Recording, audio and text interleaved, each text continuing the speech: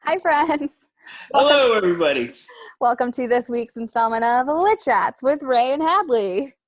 Today we are going to tackle Acts 1 and 2 of William Shakespeare's Romeo and Juliet, which Miss Ray has a copy of over there. So, Miss Ray, So, how about just to some? preface this, I do have my physical copy. All of Mr. Hadley's physical copies are at school still, where we haven't been able to go. So, just a heads up that I'll be doing most of the reading of this one because I've got the physical guy here. I will say before we jump in, I know you're being asked to read Act 2 in its entirety.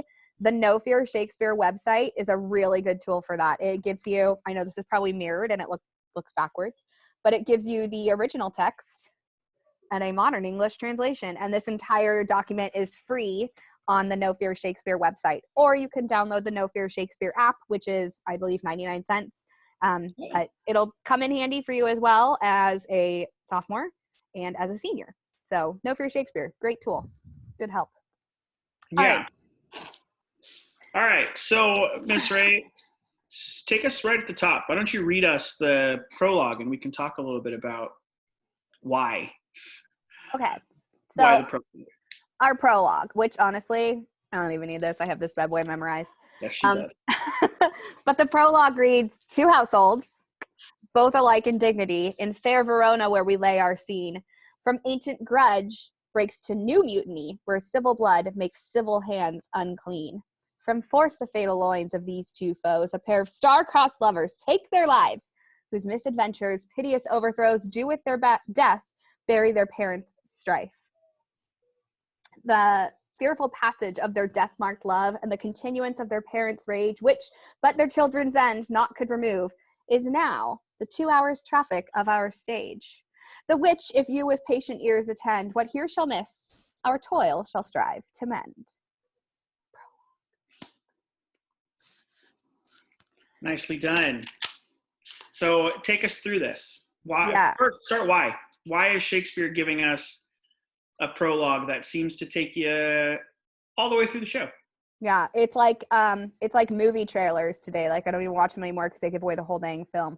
But that's what Shakespeare's doing here, really, is this chorus. This actor comes on stage, typically an actor who is also playing another minor role. They wouldn't cast someone as the chorus to just speak. I think it's 3 times in this play the chorus speaks, but it's one person who comes out and kind of addresses the audience and lets them know what they're going to be seeing for the next 2 hours, what's going to happen in this play.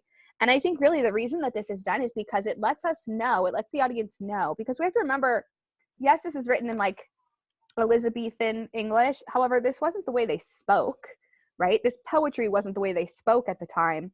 Well, of course, they understood it more because it was in so much of their popular culture, their poetry, their plays, their songs, etc. It gives the audience an overview of what's going to happen so that they don't really miss anything. They know already what the primary conflict is, and they even know how it's going to end. And this allows them to really, I think, track what's happening as opposed to having that suspense feeling. And of course, there are still so many great moments of suspense in this text, so much nice dramatic irony as well, where we know what the characters don't. But just seeing what's going to lead to that instead of having to worry about the fact that, oh, are they going to die? Are they going to live? We know they're going to die right from the time the chorus tells us, but we get to kind of track what led to that. And it allows for a little bit of a deeper, more interesting viewing of it.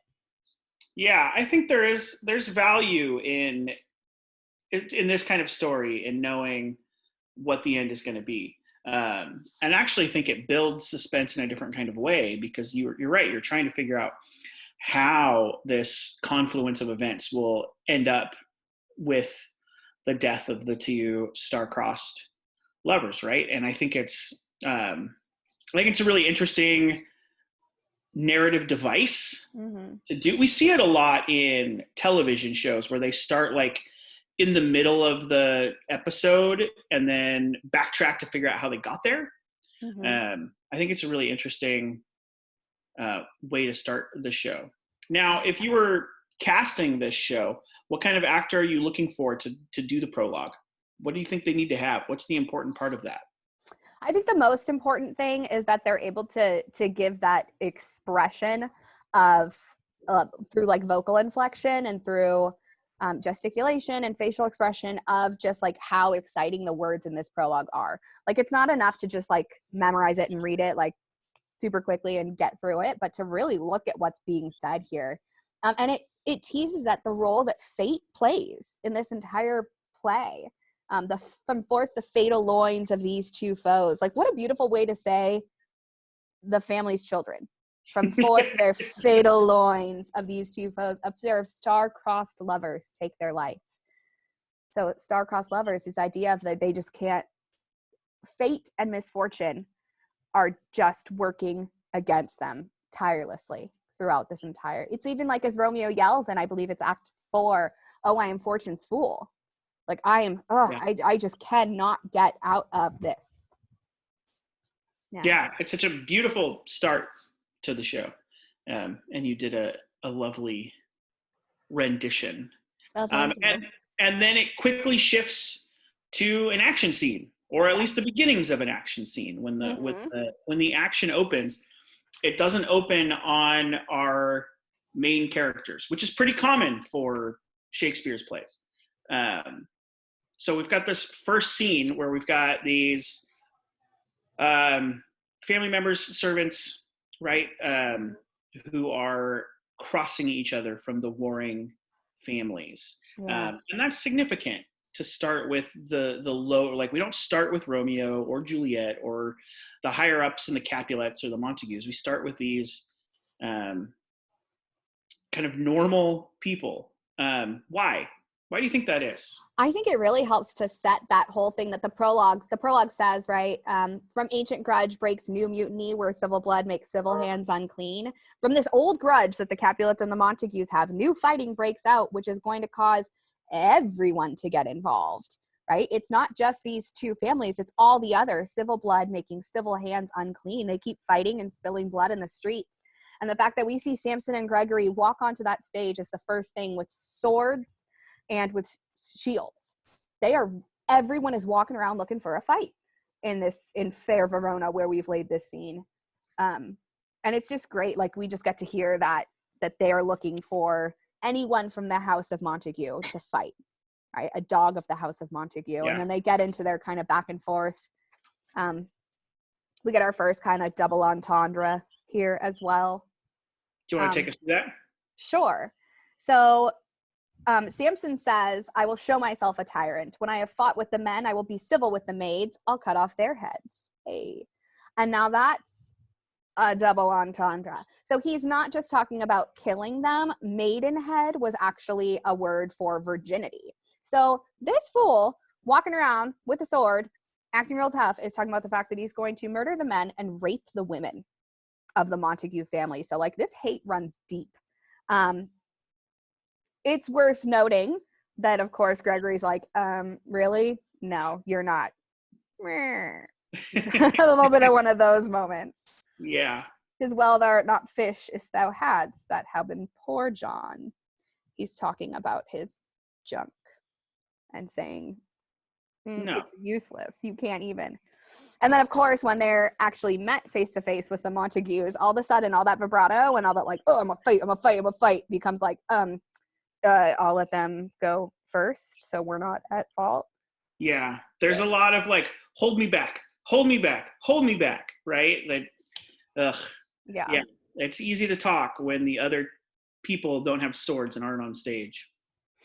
And then as soon as they pop on stage, a little bit different. And so we see this, the show opens and we see this like adding on, right? And characters come on and now there's new swords and there's new, and it just keeps adding on. And then even the dads are trying to get in on the act. And what eventually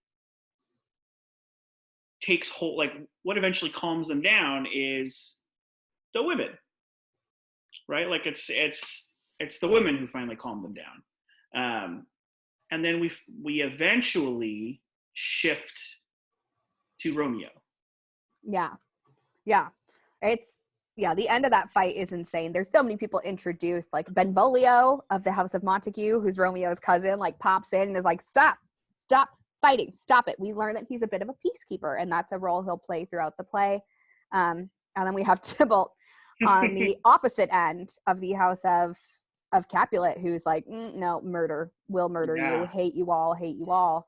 But not just a murderer. Like, he's a expert swordsman, right? Like, they refer to that frequently. Like, he's which is gonna play later in Act 3, 4, 3, 4. I can't remember. Act 3, right? 3. Yeah, Act 3. Sorry. But they spent. I mean, he's an expert expert swordsman who also likes to fight. So that's a bad combination. Yeah. Absolutely. Sorry, I didn't mean to interrupt you. No, you're good. You're good. Yeah, and then, as Mr. Hadley said, the wives are like, hubby, you can't, like, you don't need a sword, you need a crutch, old man. Sit down. We're not getting involved in this. And the prince comes in. And this is a very important piece. He lays down kind of an enhancement on this law, because he says that the civil brawls bred on an airy word by the old Capulet and Montague have thrice disturbed the quiet of our streets and made Verona's ancient citizens cast by their grave beseeming ornaments. So he's saying 3 times in very recent memory has your stupid nonsense caused huge fights and people to die in my streets, and I will have no more of it. He says that if they do it anymore, if you ever disturb our streets again, your lives shall pay the forfeit of the peace. So if you disturb our streets again, if we're fighting again because of this stupid nonsense, your lives will pay the forfeit of the peace. The fact that we lost peace, you're going to pay for that with your life. So he's laid down a sentence that, boom, anyone else found fighting, killed. Yeah. So really good foreshadowing moment there. As to, I mean, it's really what sets the second half of the show in motion, is that threat. Yeah. Right? It is. Yeah. That's a good role. There's not a lot of that. That's a good role, though, when you're talking about putting this thing on a stage. Got to have a nice commanding presence. Yeah. For that one. Absolutely. Then we get to Benvolio and Montague talking about why Romeo's. Well, first, it's worth noting that Benvolio first explains everything that had happened in that fight. He recaps the fight for us, because the audience would have been like cheering and yelling and whoo, and they probably would have missed some of what actually happened. So then they get this like slow motion replay from Benvolio, like, oh, if you missed it, by the way, here's what had happened. So he explains it to Lord Montague, and then we learn that Romeo is so sad. He's got the sads, the heavy sads, the big sads. The same reason most teenagers have the big sads. A broken heart. A broken heart. Who is the object of his affection? Is it fair Juliet? Oh, no. He's not yet met fair Juliet. He is pining over the loss of his one and only, his true love, who he will never get, Rosaline. Yeah. This is the sad where you're writing really, really bad poetry over and over again in your journal. Right. And it really does do a nice job of introducing who Romeo is before we even see him on the stage, right? Like this love-sick teenage boy. It really gives a nice impression before we even meet him, before we see him on the stage, of who he is and what he's going through, but also makes everything so ridiculous that comes after it with Juliet. It really does. It's so great because his parents describe him like he shuts out the natural light. He closes the windows. He sleeps all day. He's so depressed. And then we actually see Romeo and he's like, I can't. I'm out of love. She won't have me. I may as well die. Life is the worst. And Benvolio, poor guy, tries so hard. He's trying so hard to be a good friend, good family member, right? So he's trying to buck up Romeo. And what's his advice to Romeo? Go look at someone else. By giving liberty unto thine eyes, examine other beauties. Yeah. Just go find another one. Yeah. Such solid advice. Solid advice. Romeo.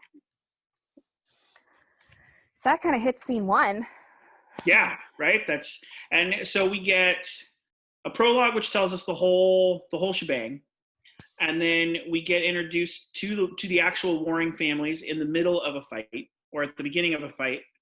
We get introduced to most of the major players, and I think most importantly, we get a little introduction to at least the Romeo part of this story. And so that's and it's not a very long first scene, but it does a lot. It does a lot of the heavy lifting for what is to come. You read that thing from the Prince, right, about what will happen if this keeps happening.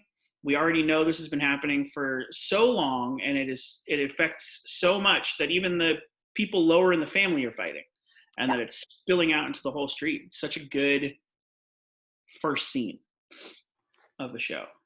It really is. It really is. And then scene 2, we get to learn more about the Capulet side of the world. We learn more about the Capulet. We meet Paris, who, and it's funny because I feel like students often have a really hard time with this because we learn a little bit more about Juliet here and the fact that she's young. She's very young. She hasn't yet seen the change of 14 years is how she's described by her father. She's 13 years old. She's almost 14. But we have Paris, the County Paris, who's here to ask for her hand in marriage. And he even says, like, younger than she are happily mothers made. And we have to just remember that contextually, as soon as a woman had her menstrual cycle, she was ready to be married because she could bear children. And that was the point in the first place. So we often look at this through a modern lens and are like, what? And you'll notice that a lot of versions cut out the discussion of her age so as to not distract the audience or pull them out of it. Yeah. But her age isn't so much an issue here, except her father does say, like, give her a little bit more time. Give her a little bit more time. Yeah. And he seems like a pretty good dude. He's like, well, you're asking me, but the person you need to ask is my daughter. It's her choice, ultimately. He does, doesn't he? He does seem like a good dude. He seems like he's making a mature, rational decision for his daughter. Yeah. At first glance, anyway. And so we also get to spend some time with Juliet here as well. Do you want to talk a little bit about Juliet's relationship with her nurse? Sure. So that jumps us into scene 3. Oh, sorry, I jumped ahead a little bit. That's all right. You don't have the text in front of you. It makes it really hard. So we meet Juliet and her nurse in scene 3. They're getting ready for a party that the Capulets are hosting. That's the party that Romeo accidentally gets invited to, and Benvolio essentially says, the best way to get over one girl is get under another. Let's go to that party. And we meet Juliet getting ready with her nurse, who essentially plays the role of her mother. She's her wet nurse. So that means that she would have been the woman who breastfed her, because obviously this family is of a higher class. It would be beneath a woman of this family, this noble family, to breastfeed her own children. They hired wet nurses for those things. So that's why they call her nurse. She's a wet nurse. But we learn that it's really the nurse's daughter was around Juliet's same age, which obviously was why she could produce milk in the first place. But she had died. And so Juliet kind of takes on the role of another child for this nurse. And they really do. They're like bosom buddies. They have this really solid connection with one another because it's really essentially who raised her was her nurse. Yeah, which wouldn't have been uncommon for families of that social status, right? Mm-hmm. To have someone not the actual parents raise the kid, because the parents are off doing, I don't know, stately things, planning parties and trying to remain young. Right. Precisely. And we see the relationship between Lady Capulet and Juliet here as well. It's like a little stiff and awkward. Lady Capulet asks how she feels about marriage, and Juliet responds, "It's an honor I dream not of." Let's keep this in mind. This morning, while they're getting ready, she's like, "I never want to marry. It's not something I dream of. I don't need that in my life."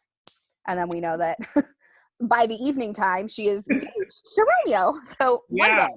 It's important to remember this is a single day that this happens in. But it's an honor she dreams not of. The timeline of this play is super important to kind of the ridiculous nature of Romeo and Juliet, the characters.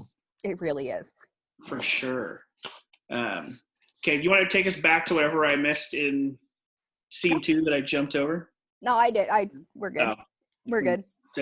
So next we're in scene 4, where we have our dear, dear Mercutio. Our Ah, dear Mercutio, and a preparation to come to this party. Romeo's hanging out with his homies. They're all wearing masks. They're dancing around. Talk a little bit about this scene, Hadley. What stands out to you in this one? I mean, the innuendo all the way through it, all just the jokes, all the penis jokes, all the sex jokes. It feels like watching actual teenagers, even in like modern times, right? Like that aspect of teenage male friendship has been the same all the way through. But Shakespeare's writing seems like it elevates it, right? Because it's all entendre and innuendo, and a lot of it relies on how it's staged, what the director is aiming for, as to how much of that you show. So the Broadway version that the kids could have watched, they played that up. Yeah. I mean, that whole aspect is played up in such a remarkably hilarious and interesting way. Yeah, with the chair and stuff. Yeah. Yeah. But that's what stands out to me always. And I mean, anytime Mercutio comes on stage, you're going to get just witty entendre, innuendo. I mean, he's so smart and so fast and so sharp as a character. Easily, for me, one of Shakespeare's finest creations is Mercutio. He's my Shakespeare dream role. Hashtag favorites. I know. And so that's the thing that always stands out to me is all the innuendo and kind of like, they're trying to do the work of being good friends while also making us and Romeo try to not take everything so seriously. Like they want to cheer him up because they know he's heartbroken, but they also want him to see that being heartbroken is useless. Yeah. And that's a tough thing to do all at one time, to cheer someone up for being heartbroken while also being like, this is stupid. Why are you heartbroken? And so they rely on witticisms and jokes for that. So that's what stands out to me in this scene. What about you? I mean, honestly, same. It's really the same. It's funny because we hear a little bit of it from Benvolio of his like, go compare your Rosaline's face to some that I might show, and I will make thee think thy swan a crow. Like, you're going to be so over that girl. You're going to think she's hideous compared to all these, like, hot babes at this party. And then Mercutio just takes it to that great next level. He has one of my favorite lines in the whole play, which is, if love be rough with you, be rough with love. Word. Prick love for pricking, and you beat love down. He's really telling him that if love's being kind of hard on you, then you need to just go at it even harder, and you need to just find someone to help you carry those worries away. And then we have again that double entendre with prick love for pricking. If love pokes at you, then you thrust into love. So he's telling him to go find a new lady, get over it by getting under one. It's good. It's good stuff. Yeah. And he's such a good foil here too. Romeo is so sad and so like weepy and morose, and then this Mercutio who's just like up and witty and quick. It's a great dramatic foil to Romeo in this moment. Yeah. I mean, in every way, right? Like in his actual belief system, but even in the way he talks is so very different from the way that Romeo speaks. Shakespeare does a really good job of creating unique character voices for these three in this scene, especially. Like Benvolio doesn't get a lot because it's kind of who Benvolio is, right? And then Mercutio is very much the showman. I dig it. It's a good piece of writing, and it's a great thing to watch on a stage too. This scene, and again, we're building character, right? We're setting the story in motion. There's a point to it. It's not just sex jokes, right? There's a point to it. We're setting the story in motion. They're getting in Romeo's head right before they go into this party, where we get the first big kind of moment that moves it forward in terms of the love relationship. I gotta say, I think Baz Luhrmann's take on this next scene, Act 1, Scene 5, which is one of my absolute favorite scenes in the play. I think it's so romantic. Like, the first time the two lovers see each other and just exactly what happens. Baz Luhrmann's take is beautiful, incredible. It's special. Yeah. I It agree makes with me you. cry like a small child. Yeah, me too. And I usually don't feel my feelings, so it's a That's big fair. one. I feel enough feelings. I feel enough feelings for both of us, It's true. generally speaking. It's true. So we're in this party, and we've set the stage for this party, and Capulet's like, everyone dance, dance, dance, let's party. He even says turn the tables up, which is I am of the very strong opinion that that's where we get turn up. He's like, turn the tables on their sides, let's make more room for dancing. Everyone party, party, party. So we're in the Capulet house at this party. Romeo obviously not supposed to be there because he's of the house of Montague, but he catches the eye of this girl across the room. He sees her. And I think it's so important to remember that a mere 2 pages ago in this script, he was weeping over the love of Rosaline and was like, I'm never going to move on. My life is over. Everything's the worst. What? Like he's like, wait, who is that girl? Who is that girl? And they're like, oh, well, I don't know who that is. And his response is, oh, she does teach the torches to burn bright. Oof. That's so, like, fire has nothing on her. He's like, holy crap. This girl has blown me away. She teach the torches to burn. She's so hot. He's immediate. it's like a Rosa who. He's so over her so quickly. And he even asked himself, did my heart love till now? Forswear at sight, for I never saw true beauty till this night. Dude's got hot lines, but his heart is ridiculous. It is. It is ridiculous. And of course, we need to have some drama here. So meanwhile, we have Romeo like swooning at Juliet. And who finally sees that Romeo is here? Tybalt. And what does Tybalt want to do? He likes to fight, guy, man. He wants to fight. He is going to kill Romeo. He does not care what all is going on. He is out to murder. Yeah. That is his aim. He thinks the sheer presence of Romeo in his home is a disgrace and an insult. So he's like, what? Uncle, get him out of here. You want me to kill him? I can kill him. And then a student favorite line coming up here when Capulet's like, calm down, kiddo. You saucy boy. Thou art a saucy boy.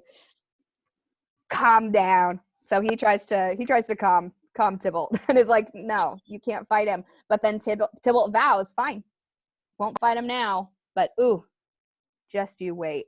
Just you wait. Just more forward motion to the story. Yep. Just you wait. This is another thing for us to keep our minds on moving forward. Like it's all plot mechanics done in interesting ways. And it's important, I think, to note too that this is a mid-scene rhyming couplet that Tybalt gives. So it breaks the rhythm. It makes us listen specifically to it. Anytime we see a couplet, we need to really pay attention because the audience would realize, oh, the rhythm's broken. Like this is important. Yeah. Patience perforce with willful choler meeting makes my flesh tremble in their different greeting. I will withdraw, but this intrusion shall now seeming sweet convert to bitterest gall. So we get a little hint on the humors too and the way medical science worked then. We were all controlled by the humors that were run by our various organs. And right now, Gal is taken over. He's all of the hatred. And that leads us to Mr. Hadley thinks I'm ridiculous. In the best way, in the best possible way. And so were you just about to talk about Romeo realizing that Juliet is a Capulet? Is that where we're going here? I was going to the sonnet. Oh, go for it. Yeah. So it's the first time they speak to each other. And it is written as a Shakespearean sonnet. And I think that's a really important thing to note. We have these 14 lines following the correct rhyme scheme and the rhythm of a Shakespearean sonnet. And so this conversation between these two lovers, the first time they speak, is a poem within the rest of the poetry of this play. So it's just so beautiful. So I definitely encourage everyone to read that piece of Act 1, Scene 5, when he grabs her hand and he starts to flirt with her. And it's just so well written. Just that wordplay back and forth between the two of them is just beautiful. Like, I love it. I love it.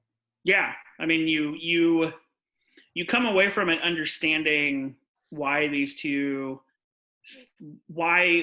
feels fated, right? Why these two feel fated in this moment, because there is a connection in the way that they speak to each other. There's a rhythm. I mean, like you said, it's a sonnet. So there's a rhythm to the way they speak to each other. Yeah. All of it. It's so good. Such a good line. Yeah. And all this play back and forth about like the praying and let lips, like, oh, hands should be used in prayer. Lips should be used in prayer. Well, then let lips do what hands do. Such a good, purge the sin from my lips with your kiss.